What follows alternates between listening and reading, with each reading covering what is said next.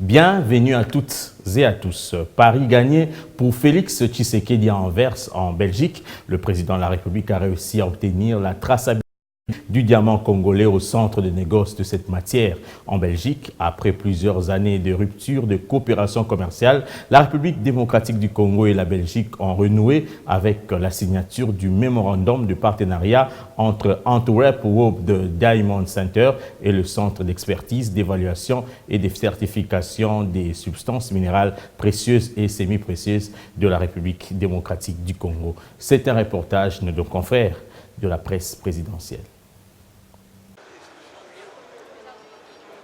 Nous sommes à Anvers, l'un des plus grands centres de transaction de diamants du monde.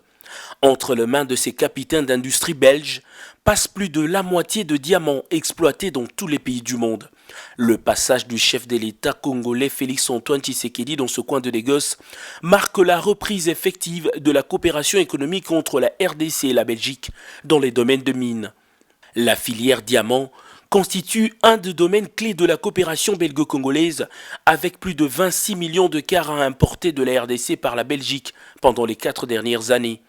Une situation qui sera sans doute améliorée grâce à ce protocole d'entente signé entre les centres congolais d'expertise, d'évaluation et de certification de substances minérales précieuses et son équivalent en Belgique, le Centre mondial de diamants d'Anvers.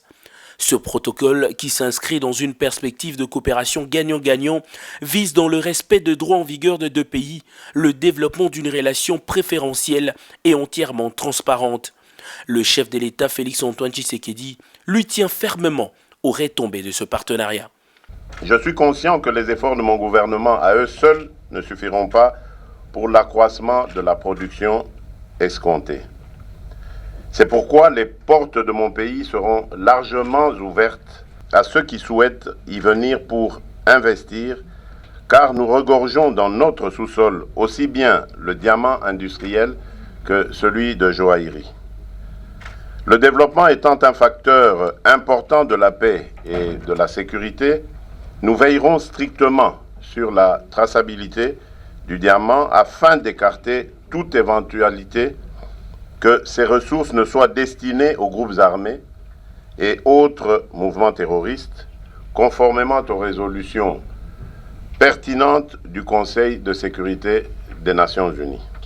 Le président de la République a rassuré à ses diamantaires anversois de sa volonté à protéger les investisseurs qui viendront et travailleront dans les normes.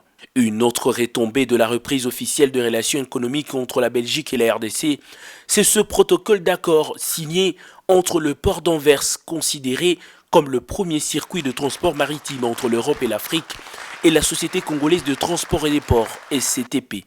De ce protocole découleront plusieurs projets de modernisation des ports de Matadi et de Boma. Comme un peu partout où il est passé, le chef de l'État a signé le livret d'or avant de recevoir des symboles de reconnaissance de la part de personnalités et autorités de la ville présentes.